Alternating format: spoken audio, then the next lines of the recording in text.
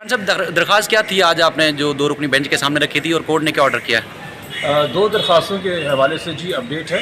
एक हमने 561 जो इनहेरेंट पावर्स हैं हाई कोर्ट की, उसमें हमने चैलेंज किया है जो एक ऑर्डर था एमएलओ का, जो कि जेएम साहब ने इनकार कर दिया था। हम रिवीजन में से खिलाफ गए थे ऑनरेबल सेशंस कोर्ट के पास, तो उन्होंने कहा था कि जी रिवीजन जुरिसडिक्शन नहीं बनती है।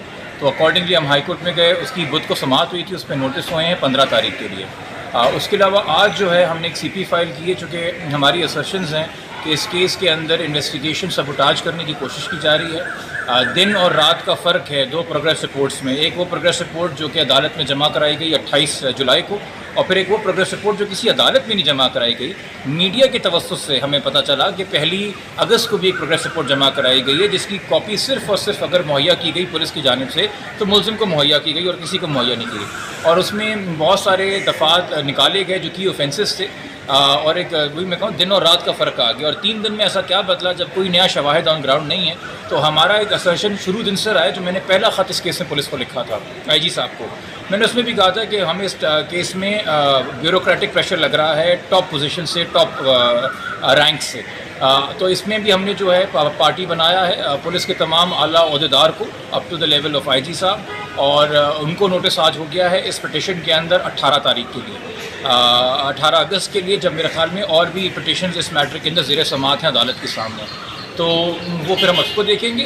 फ़िलहाल ये चूँकि सबजुडिस मैटर्स हैं, मैं मज़ीद बात से तभी कर सकूँगा जब अदालत के अंदर कोई कार्रवाई हो और कोई मज़ीद डेवलपमेंट हो, मैं वो रिपोर्ट कर सकूँ। तो एमएलओ के लिए आप क्या चाह रहे हैं सर, जो आपने दरख्वास्त की थी 561? इस केस में जो लेटेस्ट प्रोग्रेस रिपोर्ट है उसके अंदर भी आपने देखा कि ट्रैफिकिंग का ऑफेंस अभी भी लगा हुआ है।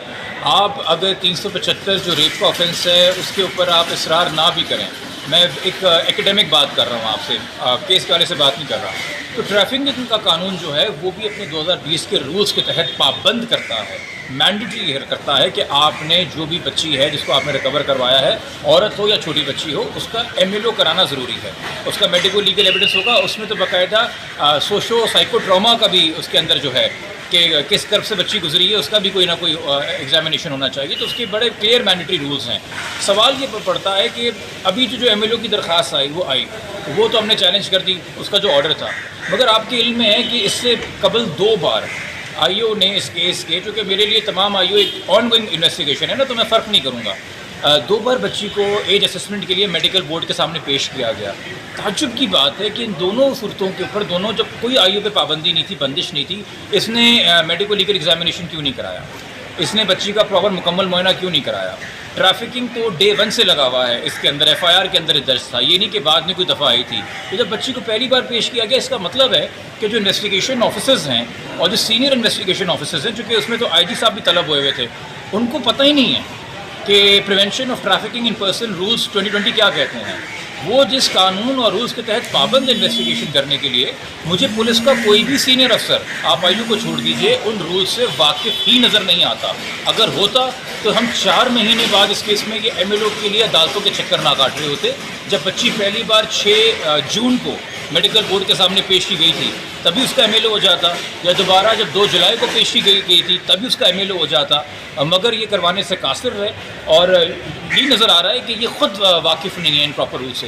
तो जो मेलाफाइड इन्वेस्टिगेशन में जो हमें उनसे खदशात या शिकायत हैं, उसकी पिटिशन में 18 अगस्त है, और जो एमएलओ का ऑर्डर है उसमें जो है वो 15 तारीख के लिए। सर आखिरी सवाल ये है कि क्या तफ्तीशी अफसर अब चालान पेश कर सकेंगे नए, कल का टाइम दिया गया है या हाई कोर्ट ने रोका है? देखिए, हाई कोर्ट ने फ़िलहाल तो कोई इसमें स्टे ऑर्डर नहीं दिया हुआ है, वो अपनी प्रोग्रेस रिपोर्ट्स अलग मंगाएंगे। और देखिए, चालान इन्वेस्टिगेशन जो है ना, वो किसी भी केस में कभी रुकती नहीं है। सप्लीमेंट्री चालान कितनी बार भी आ सकते हैं, चालान के ऊपर मल्टीपल दोबारा मज़ीद चालान भी आ सकते हैं, चूँकि इन्वेस्टिगेशन है, शवायद को इकट्ठे करते रहना।